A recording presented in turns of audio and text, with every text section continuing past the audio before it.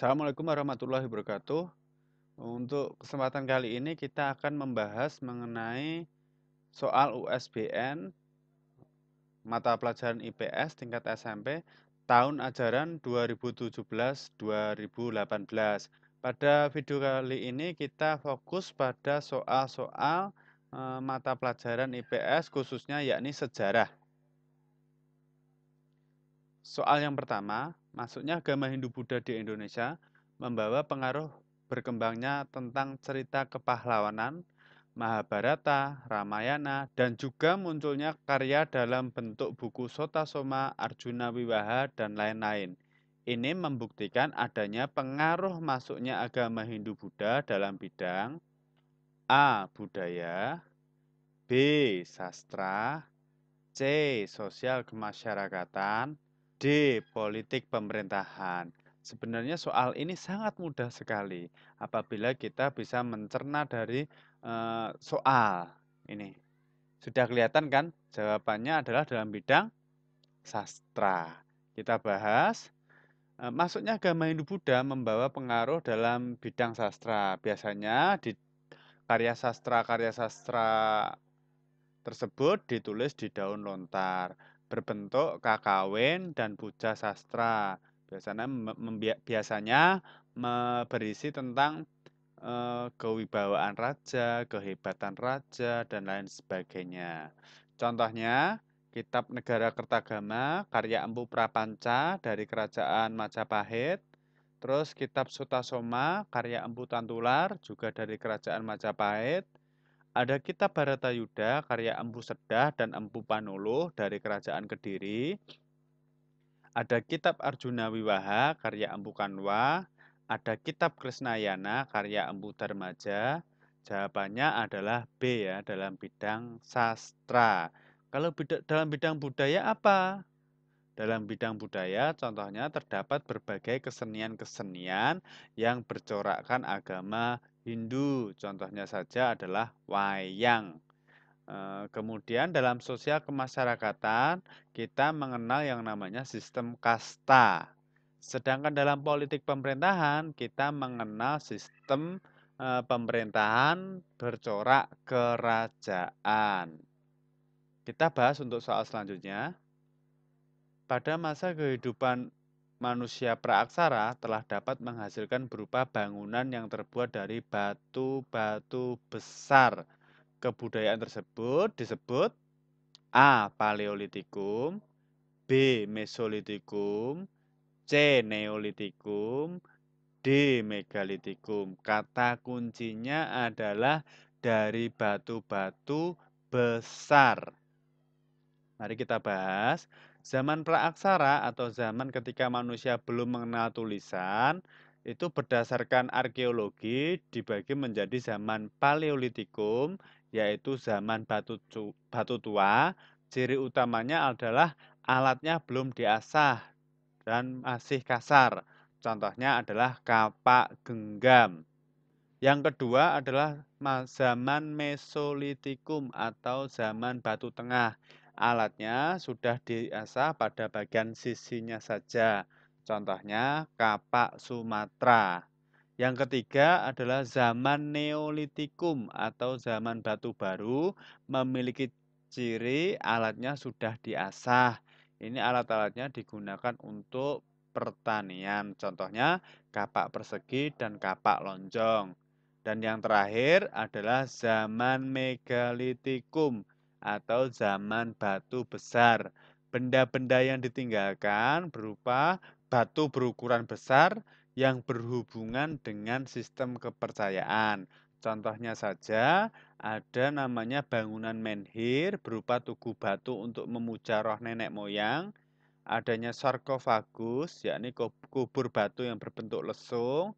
Waruga, kubur batu yang berbentuk kubus. Dolmen, meja batu untuk menaruh sesaji. Dan punden berundak, yakni bangunan berundak-undak untuk memuja roh nenek moyang. Ini merupakan peninggalan dari zaman megalitikum, menhir, dolmen, waruga, sarkofagus, dan punden berundak. Berdasarkan pembahasan kita dapat mengambil jawabannya yaitu D. Zaman Megalitikum. Soal selanjutnya, dasar negara kita Pancasila yang berlaku sampai dengan saat ini disusun melalui proses A. Rangkuman dari isi Piagam Jakarta. B. Dirumuskan dan ditetapkan dalam sidang PPKI pertama. C. Disusun bersamaan dengan perumusan naskah teks proklamasi. D. Dirumuskan dalam sidang BPUPKI pada 28 Mei sampai 1 Juni 1945. Kita bahas. Pembahasan dasar negara pertama kali dibahas pada sidang BPUPKI pertama, tanggal 29 Mei sampai 1 Juni 1945. Terdapat 3 tokoh yang mengusulkan tentang dasar negara.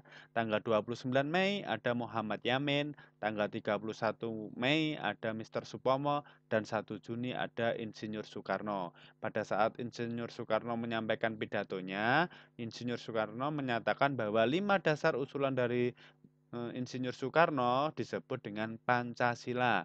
Makanya setiap tanggal 1 Juni diperingati sebagai hari kelahiran Pancasila.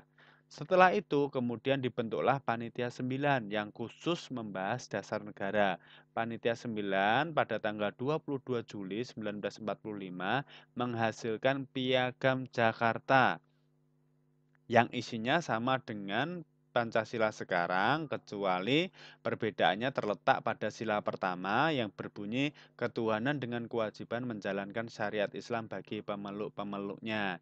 Nah, kemudian pembahasan dasar negara dilakukan sidang PPKI pertama, tanggal 18 Agustus 1945 diputuskan dan ditetapkan mengenai perubahan sila pertama pada Piagam Jakarta yang awalnya berbunyi ketuhanan dengan kewajiban menjalankan syariat-syariat Islam bagi pemeluknya diganti menjadi ketuhanan yang Maha Esa. Hal ini bertujuan agar tidak terjadi perpecahan di Indonesia akibat perbedaan agama.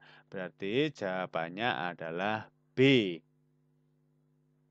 Soal selanjutnya, tujuan utama diadakan gerakan non-blok A.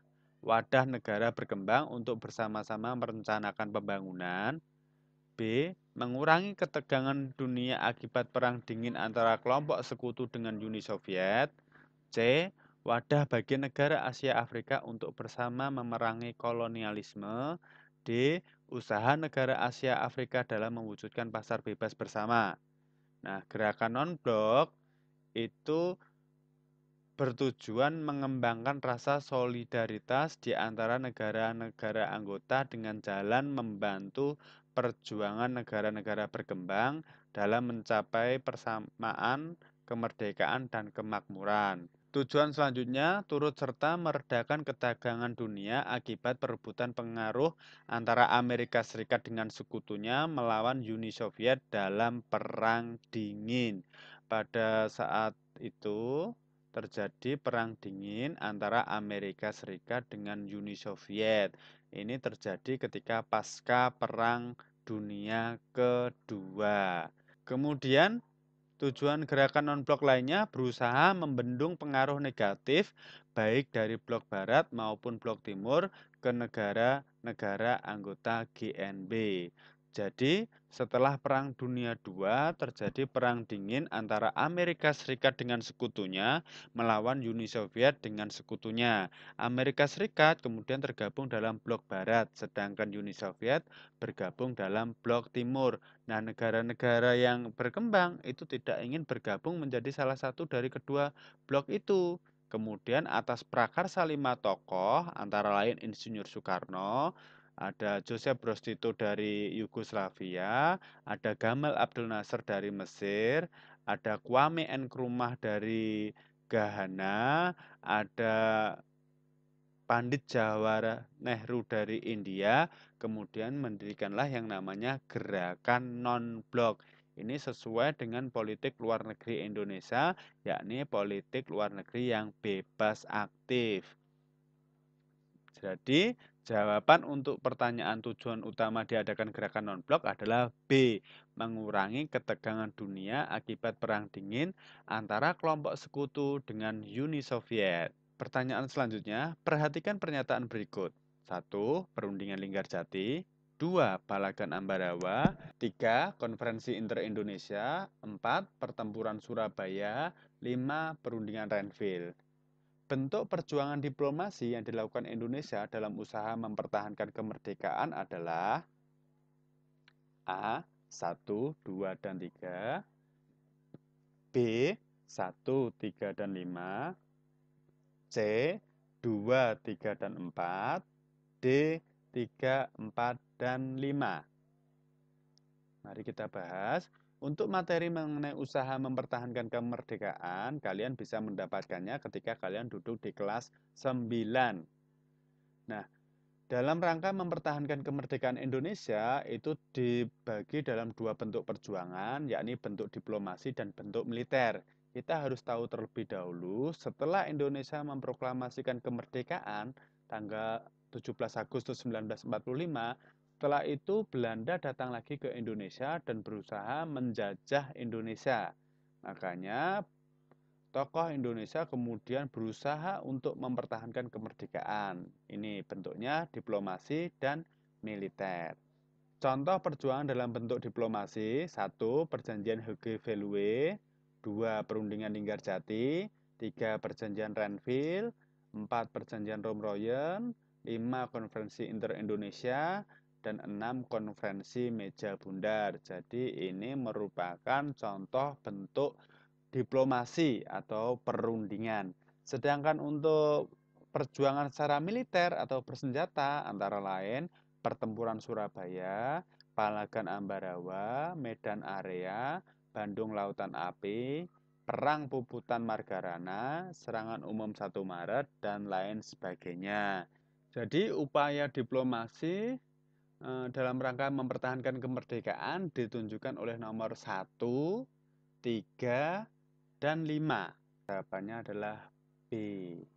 Soal selanjutnya, sistem demokrasi liberal ternyata membawa akibat yang kurang menguntungkan bagi stabilitas politik. Selain ditandai oleh sistem kabinet parlementer, juga ditandai oleh sistem multipartai. Faktor utama dikeluarkannya dekret presiden adalah A. Kegagalan konstituante menyusun Undang-Undang Dasar. B. Diberlakukannya kembali UUD 1945. C. Dibubarkannya DPR dan MPR oleh Presiden. D. Tidak berlakunya kembali UUDS 1950. Pada tanggal 5 Juli 1959, Presiden Soekarno mengeluarkan dekret. Adapun latar belakang dari dekret yang pertama adalah kegagalan konstituante dalam menyusun undang-undang baru. 2. Berbagai ancaman disintegrasi bangsa. Ketiga, ketidakstabilan politik pada masa demokrasi parlementer atau demokrasi liberal. Adapun isi dekret Presiden 5 Juli 1959 yang pertama adalah pembubaran konstituante, 2. Kembalinya berlaku UUD 1945 dan tidak berlakunya UUD 1950, dan 3. Pembentukan MPRS dan DPAS. Adapun dampak dekret yakni berakhirnya demokrasi liberal atau parlementer berganti menjadi demokrasi terpimpin dan juga diterapkannya kembali UUD 1945. Jadi jawabannya adalah A. Kegagalan konstituante menyusun Undang-Undang Dasar baru. Soal selanjutnya, perhatikan daftar tahap operasi Mandala berikut. 1. Infiltrasi sampai akhir tahun 1962. 2. Eksploitasi sampai akhir tahun 1963. 3. Konsolidasi sampai tahun 1964. Dan 4. Mobilisasi. Tahapan operasi Mandala yang dilakukan dengan mengikut sertakan rakyat dan melakukan serangan terbuka melalui operasi militer terpadu dalam upaya membebaskan wilayah Irian Barat ditunjukkan oleh nomor A. 1 dan 2, B. 1 dan 4, C. 2 dan 3, D. 3 dan 4. Dalam upaya pembebasan Irian Barat pada tanggal 2 Januari 1962 dibentuk Komando Mandala Pembebasan Irian Barat yang dipimpin oleh Maijen Soeharto. Adapun tahap operasinya meliputi tahap fase infiltrasi, yakni menyusupkan pasukan ke Irian Barat. Yang kedua, fase eksploitasi, yakni melakukan serangan terbuka terhadap kekuatan Belanda yang ada di Irian Barat. Dan yang ketiga adalah fase konsolidasi, yakni mempersatukan wilayah-wilayah yang sudah dikuasai oleh pasukan Indonesia. Pada akhirnya masalah Irian Barat diselesaikan melalui perjanjian New York yang salah satu poinnya nanti wilayah Irian Barat diserahkan kepada Indonesia. Sehingga jawabannya adalah A, yakni 1 dan 2, infiltrasi dan eksploitasi. Soal selanjutnya, negara-negara di Asia Tenggara, 1 Indonesia, 2 Kamboja, 3 Vietnam, 4 Filipina, 5 Singapura, 6 Myanmar, 7 Brunei Darussalam, 8 Malaysia. Negara pemrakarsa berdirinya ASEAN terdapat pada nomor A, 1, 3, 5, dan 7, B, 2, 4, 6, dan 8, C 1, 4, 5, dan 8, D 2, 3, 6, dan 7. Kita bahas. ASEAN didirikan pada tanggal 8 Agustus 1967 berdasarkan Deklarasi Bangkok. ASEAN bergerak dalam bidang ekonomi, sosial, dan budaya. Adapun pelopor ASEAN yakni Adam Malik dari Indonesia, Tun Abdul Razak dari Malaysia, S. Rajaratnam dari Singapura, Narsiko Ramos dari Filipina, Tanat Koman dari Thailand. Ini merupakan tokoh pelopor dari ASEAN. Sehingga jawabannya 1, 4, 5, dan 8. Berarti jawabannya adalah C. Demikianlah materi mengenai pembahasan soal USBN IPS Sejarah tahun 2017. Semoga bermanfaat. Wassalamualaikum warahmatullahi wabarakatuh.